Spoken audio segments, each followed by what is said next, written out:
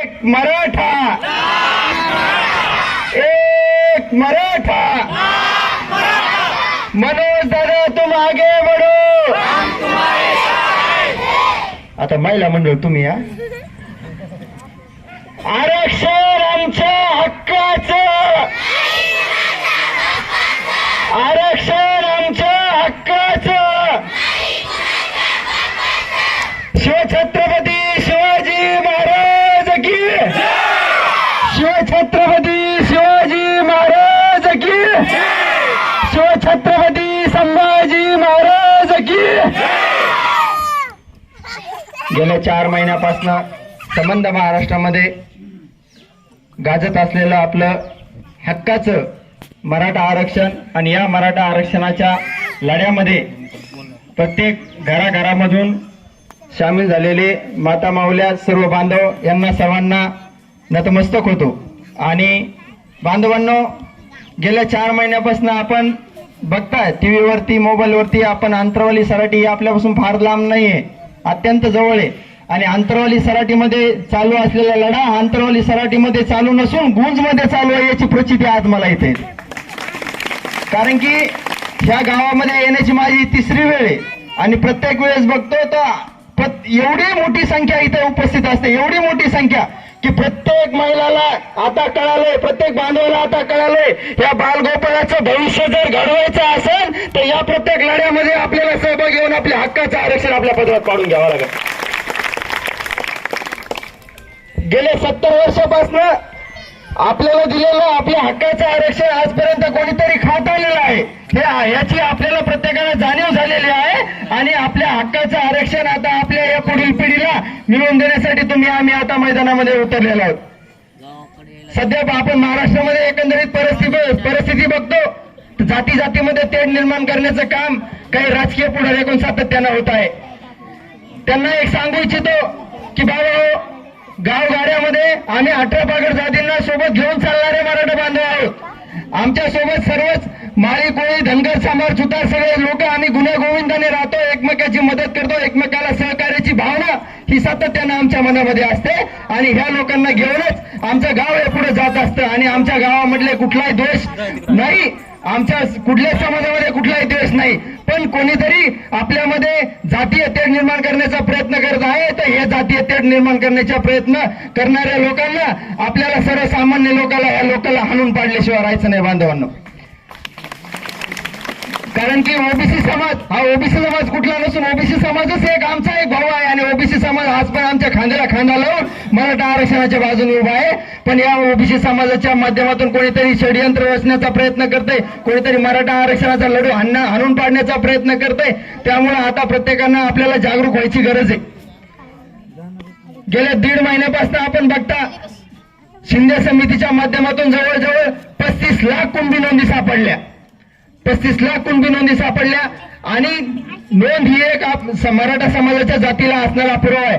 35 लाख पुरावे सापडलेच, याचा अर्थ सगळ्याला कळलेला आहे की आपलं हक्काचं असणारं आरक्षण आपण कुणबी म्हणूनच आहोत आणि ते आपण घेतल्याशिवाय आता कोणी मागे हटायचं नाही. ह्याच मागणीला धरून मनोज दादा संबंध महाराष्ट्रामध्ये गाव न गाव, तालुक्यानं तालुक्या, जिल्ह्यानं जिल्हा फिरत आलेले आहेत. त्यांचा दौरा आता नुकताच संपलेला आहे आणि 1 तारखेपासून पुढचा टप्पा चालू होत आहे. आणि 1 तारखेचा टप्पा सुरुवातीला आपल्या जालना जिल्ह्यापासून चालू होत आहे. कारण की संबंध महाराष्ट्रामध्ये जे काही लोकांनी मुद्दामून जातीय तेढ निर्माण करण्याचा प्रयत्न केला, महाराष्ट्र अशांत करण्याचा प्रयत्न केला, महाराष्ट्रामध्ये कुठेतरी संघर्ष व्हावा, कुठेतरी जाळपोळीच्या घटना घडाव्यात, महाराष्ट्र पेटवावा, ही त्यांची भूमिका आहे, ती भावना आहे. आणि त्यांच्या या भावनेला हाणून पाडण्यासाठी येणाऱ्या 1 तारखेला शांतता महारॅलीचं आयोजन मनोजदादा जरांगे पाटील यांच्या नेतृत्वामध्ये आपण जालन्याला केलेलं आहे. त्यामुळे त्या रॅलीमध्ये प्रत्येक समाजाने 18 पगड जातींनी, माझ्या मराठा बांधवांनी, भगिनींनी, आई मातांनी सगळ्यांनी सहभागी होऊन ह्या लोकांनी जे रचवलेलं षडयंत्र आहे हे षडयंत्र हाणून पाडण्याचा आता आपण सगळ्यांनी प्रयत्न करावा, हे षडयंत्र हाणून पाडावं. कारण की आता या जर पुढील पिढीचं भविष्य जर आम्हाला उज्ज्वल घडवायचं असेल, चांगलं घडवायचं असेल, आमच्या या माता माऊल्याला जर सन्मानजनक पुढील या बालगोपाळाचं भविष्य घडवून त्यांचं सुख बघायचं असेल तर आपल्याला या आरक्षणाच्या लढ्यामध्ये सामील होणं फार गरजेचं आहे. कारण की आमची मुलं शिकली, सुशिक्षित झाली, हुशार झाली, पण आरक्षण नसल्या कारणाने आमच्या मुलं आज शेतामध्ये काम राबतात, लोकांची ते दुकानावरती मेहनदारी करतात, ही आमच्या मुलांची परिस्थिती झालेली. त्यामुळे आरक्षण फार गरजेचं आहे. आरक्षणानेच आपल्या समाजाची दारिद्र्यता ही घटणार आहे ना, आपला समाज आर्थिकदृष्ट्या सूक्ष्म आणि सुसमृद्ध होणार आहे. त्यामुळे येणाऱ्या 1 तारखेला प्रत्येकाने मोठ्या संख्येने घरातला प्रत्येक माणूस घराला कुलूप लावून हा मराठा आरक्षणाच्या लढ्यामध्ये सामील झालेला पाहिजे. कारण की इतिहास तुम्ही बघा, इतिहास आयऱ्या गैऱ्याचा कधीच घडत नसतो. इतिहास हा प्रत्येक माणूस ज्यावेळी संघर्ष करतो, ज्यावेळी समाजासाठी प्रत्येक माणूस खांद्याला खांदा लावून मनोजदादाच्या सोबत उभा राहणार आहे, त्यावेळी मनोजदादा जरांगे पाटील हे आपल्याला आरक्षण मिळवून देणार आहेत बांधवांनो. त्यामुळे आता कोणी मागे राहू नका. या पुढील पिढीला आपल्याला चांगलं भविष्य घडवायचं आहे. एक तर आपल्याकडे जमिनी होत्या, आता त्या जमिनी फार तर 2-2, 3-3 एकरवरती येऊन ठेवलेल्या आहेत. आपल्या या पुढील पिढीचा आता त्या जमिनीवरती भागत नाही. एका घरामध्ये 2-2, 3-3 मुलं आहेत, त्या जमिनीचे 1-1, 1.5 एकरचे तुकडे व्हायला लागलेत. त्यामुळे ह्या पुढील पिढीने जगायचं कसं, आपण केली शेती, आपलं कसं तरी भागत आलं, आपण कसं तरी आपलं म्हणजे आपण उदरनिर्वाह करू. पण या पुढील पिढीला जर सन्मानजनक चांगलं भविष्य घडवून द्यायचं असेल तर आपल्याला आरक्षण हे त्यांच्या पदरी पाडूनच देणं आहे. त्यामुळे कोणी आता मागे राहू नका. प्रत्येकाने लाखोच्या संख्येने कसं चालण्याला येता येईल याच्यासाठी प्रयत्न करा. एवढंच इथं बोलतो आणि थांबतो. जय जिजाऊ, जय शिवराय. बसलो तो म्हणले बसा म्हणा. हे पहा, मी कवी आहे. जो न देखे ते देखे, जो न देखे रवी ते देखे कवी. मला प्रत्येकाच्या चेहऱ्यावर दिसतंय की आता अगोदर प्रवास झालाय, कोणी 7ला निघालंय, कोणाला 8ला जेवायची सवय आहे का नाही, पुढे अजून प्रवास करायचा. आता इथं भाषण बिषण काय नाही, पण आता चालताना एक प्रसंग सांगतोच. आवाज येतो सराला? आता गाडीत येताना दीपक भाऊ बोनगे, माऊली उडान, विकी भया, आम्ही येताना एक बाळ आणि आई त्याची चर्चा चालू होती. मग हे म्हटले जरा लांब आहे महाराज, आवाज आहे ना, पण याची काय चर्चा सुरू असेल तर ती चर्चा काय सुरू होती दीपक भाऊ? ते बाळ विचारत होतं, आई हे गाड्यावर चाललेले कोणी? ती आई सांगत होती, बाळा यायचा लय मोठा इतिहास आहे. हे छत्रपती शिवरायांसोबत होते त्यावेळेस घोड्यावर होते, आणि आज मनोजदादा त्यांच्या सोबत गाड्यावर आहेत, पण यांचा इतिहास लय मोठा आहे. हे खरे मावळे आहेत. वा वा वा. आज छत्रपती शिवराय जर वरून पाहत असतील तर त्यांना खरं आज वाटत असेल की माझा मावळा आज पुन्हा जागा झाला. खरंच धन्यवाद तुम्हाला. आणि जुन्या काळात आपल्या लहानपणी तुमच्या प्रत्येकाच्या सर्वांची गुंज राहत होती. पहा गुंज, आता का लहान आल्या डोळ्यात टाकायचे ना, असं डोळे लावून घ्यायचे. मी म्हणलं हे कळून करतात कोण? मला आज कळलं की गुंजचा प्रत्येक सोहळा हा डोळ्यात साठवण्यासारखा असतो, म्हणून ते त्यावेळेस घालत होते. वा वा वा. सर्वांना धन्यवाद दादानो. आज सत्याच्या बाजूनं कोण नाही, सत्याच्या बाजूनं कोण नाही. सर डायलॉग उगं फेमस होता, पण आता अभिमानाने सांगावं लागेल की सत्याच्या बाजूनं फक्त मराठा आहे. हो, नाही तर बाकी खोट्याच्या बाजूनं पहा तुम्ही, कायद्यात बसूनही देऊ देणार नाही. अरे तसं कुठं जमत असतं भाई. हा, कोणी कोणासाठी काही करतं. 1-2 मिनिटात सांगतो जात. हे पहा, एकदा माझा भारुडाचा कार्यक्रम रंगात आला. सत्वर पावगे मला भवानी आई रोडगा बाईन तुला मायाच पुढे एका बाईच्या अंगात आलं. आता मी म्हणलं अंगात आणण्याचं कारण काय वा? मी म्हणलं बापा हे लिंबू नारळ काय द्यायचं तर द्या, पण त्या बाईचा नंबर मला द्या. मी नंबर घेतला आणि दुसऱ्या दिवशी फोन केला. म्हणलं ताई तुमच्या अंगात येतं जणू. म्हणलं बरं त्यासाठी काही कोर्स करावा लागतो का? नाही. म्हणलं देवाचं तुमचं लय चांगलं आहे. आम्ही आळंदी पंढरपूरला फिरलो, आमच्या स्वप्नात ये ना. मी बरेच प्रश्न विचारले. मी म्हणलं ताई एक काम करा, उद्या जर देव अंगात आला तर एक काम करा, ह्या जाम समर्थच्या मूर्त्या कोणी चोरल्या तेवढ्या सांगा. त्या टायमाला मूर्त्या चोरलेल्या होत्या. मग त्या ताईनं सांगितलं हे पहा तुम्ही खूपच सांगतायत म्हणून विचारतायत म्हणून सांगते. आता ऐका अंगात आणण्याचं कारण. माझं लग्न झालं. म्हणलं मग? सासू सासरे खूप त्रास द्यायचे. म्हणलं मग? पाहिलं त्यांच्या आईवर श्रद्धा आहे. म्हणलं मग? आईच अंगात आणली. म्हणलं मग? आता सासू सासरे माझं रोज दर्शन घेतात. पहा ते अंगात आणण्याचं कारण. त्यामुळे हे दुसऱ्याने अंगात आणण्याचं कारण जे ते वेगळे. त्यांच्या पाठीमागं कोण उभं राहील ते महत्वाचं नाही, सत्याच्या पाठीमागं फक्त मराठा उभा आहे. म्हणून सर्वांना विनंती करतो, आपला सत्याचा लढा चालू ठेवा. अंतिम टप्प्यामध्ये सत्याचा लढा आलेला आहे. फक्त धगधगती तलवार चालू ठेवा आणि ही पेटलेली वाद चालू ठेवा. आपल्याला अजिबात काही करायचं नाही. मी पुन्हा सांगतो, ज्यांनी ज्यांनी ऐकलं नाही त्यांनी त्यांच्यासाठी आपलं एक उदाहरण महाराष्ट्रामध्ये जास्त आहे बघा, आपल्याला काय करायचंय म्हणून मी ताईंच्या उदाहरणावर सांगत असतो की आपल्याकडे एक प्रथा आहे, नवरा जर पूजा करत असेल तर बाई फक्त त्याच्या हाताला हात लावून बसते, सुपाऱ्या टाक बडचे प्राक काय करायचं ती कर.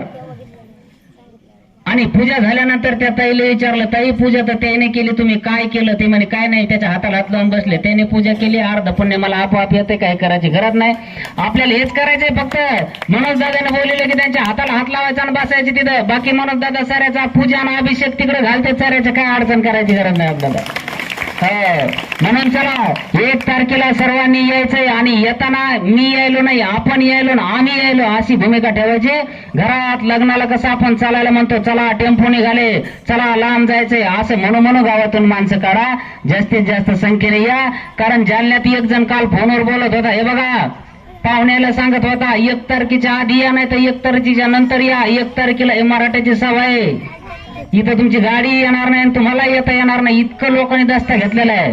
म्हणून सर्वांना विनंती करतो, आता जालन्यात आज जसं आपण इथं आलो तसं जालन्यात कोणत्याच रस्त्यात आणि कोणत्याच गल्लीनं येता आलं नाही पाहिजे. एवढी ट्रॅफिक जाम त्या दिवशी आपली झाली पाहिजे आणि प्रत्येकाच्या हातात झेंडा असला पाहिजे. पिंपळगावचं नियोजन हे मी नसून करून आमच्यासोबत जवळपास 20 जणांची टीम आहे कुंभारभावाची आणि सर्कलचे भरपूर लोक आहेत की पहिल्यापासून ते नियोजनामध्ये आहे.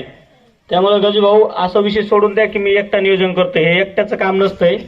जवळपास आमची पिंपळगावची 20 ते 25-30 जणांची टीम आहे. आता त्या प्रत्येकाचे नाव मी वैयक्तिक घेऊ शकत नाही, पण त्या सर्वांचं योगदान आहे जे की चालू आहे आणि त्यांच्या जीवावर हे काय लढा चालू आहे. आणि प्रत्येक गावातले माणूस आहे इथं, प्रत्येक गावातले 10-20 लोक आहेत जे की मला वैयक्तिकरित्या माहीत आहेत, त्यांचा लढा आहे. जसं की राजे टाकळी गाव असेल, 70 दिवसापासून उपोषण चालू आहे त्यांचं, अजूनही चालू आहे. भरपूर असे गाव आहेत, खडका गाव असून ज्यांनी आमरण उपोषण केलं. आणि हे गुंज गाव आहे, इथं जर मीटिंग घ्या म्हणलं की हे 4 लोक नाही तर 4000 लोकच घेऊन बसतात. म्हणजे सगळ्यात जबरदस्त गाव कोणतं आहे तर गुंज. त्यांची आतापर्यंत सभा अशी एकही सभा नाही की जिथं महिला पुरुष मंडळी सर्वजण सामील होत नाहीत. तिथं असं आम्ही म्हणलं गुंज घ्या बैठक बसवायची, आपल्याला माहिती सांगायची 1 डिसेंबरचं, तर गजभाऊचं नियोजन असतं सगळं गावच सामील करून घ्यायचं. बद्री असतील सगळेच गावकरी, त्यांचे युवा मंडळ असतील, मी कोणाचे नाव घेऊ शकत नाही कारण कोणाचे वैयक्तिक नाव घेतलं तर आपल्यात हेवा देवा तयार होतो. त्यामुळे या या जो काही लढा आहे, या लढ्यात आपल्या अदृश्य हात आहेत पडद्यामागचे, जे की त्यांचा एक खूप मोठा लढा आहे.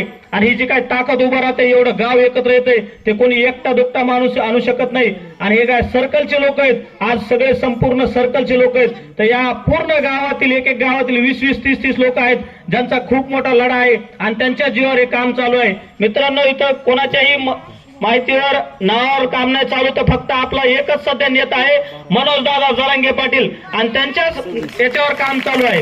त्यामुळे आपल्यात कोणी मोठा नाही लहान नाही, मनोज दादा स्वतः खुर्चीवर बसत नाही, तर आपणही त्या खुर्चीची कशाची नावाची अपेक्षा न करता आपलं एकच ध्येय आहे, मराठा आरक्षण जोपर्यंत भेटत नाही तोपर्यंत आम्ही शांत राहणार नाही. आणि ही जी काय आज सर्कलची सर्व जी काही युवा मंडळी टीम आहे, नियोजन करणारी टीम आहे, या सर्वांनाही पुन्हा सांगणं आहे की जोपर्यंत आपला आरक्षणाचा प्रश्न मार्गी लागत नाही तोपर्यंत कोणी या ठिकाणी शांत राहणार नाही. कारण तुम्ही शांत झाला तर गाव शांत होतं, गाव शांत झाला तर सर्कल शांत होतं, आणि सर्कल शांत झालं तर तालुका शांत होतो, तालुका शांत झाला तर जिल्हा शांत होतो, आणि जिल्हा शांत झाला तर महाराष्ट्र शांत होतो. म्हणून कोणीच शांत व्हायचं नाही.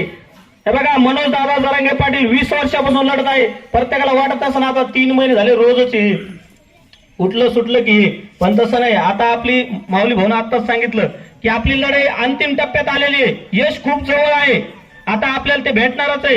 आणि आपला लढा हा फक्त आपल्याच अन्यायाविरोधात आहे, तो कोणाच्या जाती धर्माविरोधात नाहीये. कोणत्याही आपण जाती धर्माचा दोष करत नाही. आपण सर्व गुन्हा गोविंदाने, माऊली भाऊन सांगितलं, सर्व गुन्हा गोविंदाने 18 पकड जाती, 18 बोलूतीला आलू सगळं राहतो. आणि हे खरं आहे. आजही आमचं कुंभारगाव असेल, सर्कलचं असेल, कोणत्याही गावचं आपलं असं प्रकरण नाही जिथं काही जातीवाचं झालंय, होणारही नाही. कारण आम्ही सगळे सोबत राहतो. हे काही राजकीय लोकांचा प्रोपगंडा आहे, अजेंडा आहे, आपल्यात मतभेद करायचे, भांडणं लावायचे, आणि त्याला आपण बळी पडणार नाही. कारण आपल्याला आज जरी आरक्षणाचा लढा घाल तर उद्या सगळ्याला एकूणमेकाला डोळ्यात डोळे घालून बसायचंय, काम करायचं, सगळ्या गोष्टी करायच्या आहे. आणि आरक्षण तर आपल्याला भेटणारच आहे. मी जास्त काही सांगत नाही, पण एवढंच खासियत सांगतो की ज्यावेळेस कोणत्याच गावात आतापर्यंत आम्ही जवळपास सर्कलच्या सगळ्या गावात आलो, पण तिथं काही पुरुष मंडळी भेटले नाही आम्हाला, पण एकमेव गाव असं आहे जिथं एवढ्या मोठ्या संख्येने एकदा जोरदार टाळ्या वाजा गुंज गावासाठी. कारण भूज गाव म्हणलं की सर्व गावच तयार असते. तिथं महिला असतील, पुरुष मंडळ असतील, लहान मुलं असतील. जास्त काही बोलत नाही मी, फक्त 1 तारखेच्या जास्तीत जास्त सहभागी व्हा. येण्यापेक्षा पिंपळगाव सर्कल मधील प्रत्येक गावामधील सहभागी आजच्या या मोटरसायकल रॅलीमध्ये सहभागी असलेल्या प्रत्येक मराठा समाज बांधवाचं गुंजकरांच्या वतीने एकदा जोरदार टाळ्याने आपण या ठिकाणी स्वागत करूयात. आपण गुंजकरांनाच नव्हे तर पिंपळगाव सर्कल मधील प्रत्येक गावातील समाज बांधवाला मोठ्या संख्येनं सहभागी होण्यासाठीचं जे आमंत्रण रॅलीच्या माध्यमातून देतात त्याबद्दल खरोखर रॅलीकरांचं सगळ्या सर्कलच्या वतीनं जोरदार स्वागत आहे आणि आपलं अभिनंदन आहे आणि कौतुक आहे. 1 डिसेंबरची जी सभा आहे त्या सभेचं शांतता रॅली आणि सभा अशा पद्धतीचं जे नियोजन आहे, महाराष्ट्रामध्ये सध्या जे वातावरण आहे मराठा आरक्षणाला अनुकूल अशा पद्धतीचं वातावरण आहे. अनेक प्रकारच्या कुणबी नोंदी सापडत आहेत. 35 लाख मराठा बांधवाला आतापर्यंत मराठा बांधवांच्या कुणबी नोंदी सापडलेल्या आहेत आणि त्यांचं प्रमाणपत्र वितरणाचं काम देखील जोरदार आहे. त्याच पद्धत ही झाली अनुकूल बाब. मराठा समाजासाठी प्रतिकूल जी बाब आहे, आपल्या विरोधात वातावरण करण्याचा, आपण न्याय आणि हक्क मागत असताना 2 समाजामध्ये तेढ निर्माण करण्याचं काही मोजकेच राजकीय मंडळी, ज्यांचे राजकीय महत्वाकांक्षा आहेत, असे ओबीसी मधील नेते मंडळी, ओबीसी समाज नाही, ही नेते मंडळी आपल्या विरोधात रान उठवण्याचं काम करत आहेत आणि महाराष्ट्रातील शांतता भंग करण्याचं काम करत आहेत. पण मराठा समाज हा 18 पगड आणि 12 बलुतेदारांना घेऊन चालणारा शिवरायांपासूनचा हा मराठ्यांचा इतिहास आहे. म्हणून आम्ही आमच्या गावागावामध्ये अशी फूट पडून देणार नाहीत. म्हणून ही महाराष्ट्राची शांतता भंग करू इच्छिणाऱ्याला 1 डिसेंबरची जी सभा आहे ती शांतता रॅली आहे. महाराष्ट्रात पुन्हा एकदा शांतता प्रस्थापित व्हावी या उद्देशाने मनोज दादांनी ही शांतता रॅली काढलेली आहे. म्हणून 18 पगड आणि 12 बलुतेदार जातीतील सर्व ओबीसी सहित सर्व समाज बांधव त्या दिवशी रॅलीत सहभागी होणार आहेत. मनोज दादांचं स्वागत प्रत्येक समाजाच्या वतीनं जागोजागी होणार आहे की महाराष्ट्राला अशी अशांतता नको. मराठ्यांचा हक्कांचा लढा आहे, तो त्यांनी संविधानिक आणि लोकशाही मार्गाने चालवलेला आहे. म्हणून अनेक ओबीसी बांधव आपल्या पाठीशी आजही ठामपणे उभे आहेत. म्हणून आपण कुठेही शांतता भंग न होऊन देता आणि आपल्यामध्ये वितुष्ट निर्माण न होऊन देता आपण हा शांततेचा लढा आपण पुढे चालू ठेवायचा. आणि त्या अनुषंगानं 1 तारखेची सभेची पूर्ण तयारी जवळपास निश्चित झालेली आहे. कालपासून ग्राउंडच्या मैदानाची सफाई असेल, साऊंड सिस्टीमचं काल काम दिलेलं आहे, जय्यत तयारी झालेली आहे. जे रॅलीचं निवेदन आहे 12 वाजता आपल्याला छत्रपती शिवाजी महाराज पुतळा आणि संभाजी महाराज पुतळा या दोन्ही ठिकाणी आपल्या सोयीनुसार जिथं जाणं होईल त्या ठिकाणी जायचंय. 12 वाजल्यापासून दोन्ही पुतळ्याच्या ठिकाणाहून रॅल्या पांजरपूर मैदान म्हणजे मोंढा परिसर नवीन मोंढ्याकडे जाणार आहे आणि 3 वाजता मुख्य सभेला सुरुवात होणार आहे. आता रॅली पायी न्यायची का मोटरसायकल न्यायची याच्या बाबतीत अजून आमची चर्चा चालू आहे संयोजन समितीसोबत. आपण जर मोटरसायकल रॅली जर असणार, बऱ्याच गावावरून मोटरसायकल रॅली जाणार आहेत, वेळ पायीनी खूप लागणार आहे म्हणून आपण मोटरसायकलने जाण्याचा विचार करतोय. मोटरसायकल जाणार तेवढं सोयीचं होईल का छत्रपती शिवाजी महाराज पुतळा आणि संभाजी महाराज पुतळ्यापासून, तर तो एक चर्चा चालू आहे. तसा मेसेज आपण अनेक ग्रुपवर गावागावात तुमच्यापर्यंत पोहोच केला जाईल. 12 वाजता आपल्याला जालन्यात पोहोचायचं, त्या हिशोबाने गावात निघायचे. उन्हाचा विचार करता डोक्यावर टोपी असणं, रुमाल असणं, पाणी बॉटल असणं, सगळ्या सुविधा आपण स्वतः घेऊन त्या ठिकाणी यायचे. यावेळेस आपण जी अंतरवाली सराट्यामध्ये जी त्रुटी झाली होती की आपल्याला सभेच्या ठिकाणापासून पार्किंग खूप लांब होत्या, यावेळेस आपण सभेच्या ठिकाणीच पार्किंगची व्यवस्था केलेली आहे. जवळपास 100 एकरचं ग्राउंड हे नुसतं पार्किंगसाठीच आहे. मोंढ्याच्या परिसरात पूर्ण सुद्धा पार्किंगचा परिसर आहे. म्हणून आपण तिथपर्यंत जरी लवकर गेलो तर सभेच्या ठिकाणीच आपण पार्किंग लावू शकतो. मोटरसायकलच्या बाबतीतला विषय तो आत्ताच क्लिअर करता येणार नाही, कारण आपण मोटरसायकलची जर रॅली झाली तर त्यांनी पुतळ्यापासूनच रॅली घेऊन जायच्यात. त्यामुळे 12चा वेळ लक्षात घेऊन आपण 12च्या आतमध्ये जालन्यामध्ये पोहोचलो पाहिजे. रॅलीचं ठिकाण आहे त्या रॅलीपाशी सहभागी व्हा किंवा डायरेक्ट सभेच्या ठिकाणावर जाऊन बसा, दोन्ही आहेत. पाण्याची व्यवस्था आपण यावेळेस पूर्ण सभेच्या ग्राउंडमध्ये जागोजागी बिस्लरीचे बॉक्स जागोजागी ठेवले. आपण आंतरवलीच्या सभेच्या अनुषंगाने पाहिलं तर तिथं पाण्याची थोडी आपल्याला वाटता आले नाही मिळेल अशी परिस्थिती झाली होती. आपण ती त्रुटी दूर करून जागोजागी सभेच्या ठिकाणी पाण्याचे बॉटल आपण डायरेक्ट डी झोन मध्ये ठेवलेले आहे, त्यामुळे ती त्रुटी होणार नाही. अजून आता आपला मोठ्या संख्येने यायचं आहे. आरक्षणाच्या बाबतीत आपण फार डोकं लावायचं नाही. कोण काय म्हणतात त्याच्या बाबतीत फार विचार करू नका. आपला लढा अंतिम टप्प्यात आहे. 24 डिसेंबर जवळ येत आहे. म्हणून मराठा समाजातला आरक्षणाचा जो प्रश्न आहे 40 वर्षाचा तो आता मार्गी लागण्यात आहे. आता मात्र आपल्यातली आग विझू देऊ नका, आपल्यात गटतट होऊ देऊ नका, मतभेद होऊ देऊ नका. ही एकी राजकारण पक्ष विरहित सोडून एकीची तयार झालेली, ही न भूतो न भविष्यती एकी झालेली अशीच 24 डिसेंबरपर्यंत जिवंत ठेवा, एवढंच आवाहन आपल्याला या ठिकाणी करण्यात येत आहे. म्हणून आता आपल्याकडे गटतट मतभेद सगळे ठेवून अशीच एकी ठेवायची आणि मनोज दादा सांगतील त्या आरक्षणाचा मार्ग निवडायचा आहे. फक्त शांततेचा मार्ग कुठेही सोडायचा नाही. वितुष्ट निर्माण होईल, समाजात फूट पडेल, आपल्यात गट पडेल, अशा पद्धतीचा कुठलाही मार्ग आपण निवडायचा नाही. एक पाऊल मागे घ्यावं लागलं तरी हरकत नाही, कुणाचं ऐकून घ्यावं लागलं तरी हरकत नाही. पण आता आपल्याला थोडं शांततेच्या मार्गाने आणि सबुरीने जायचं, एवढं मात्र लक्षात ठेवा.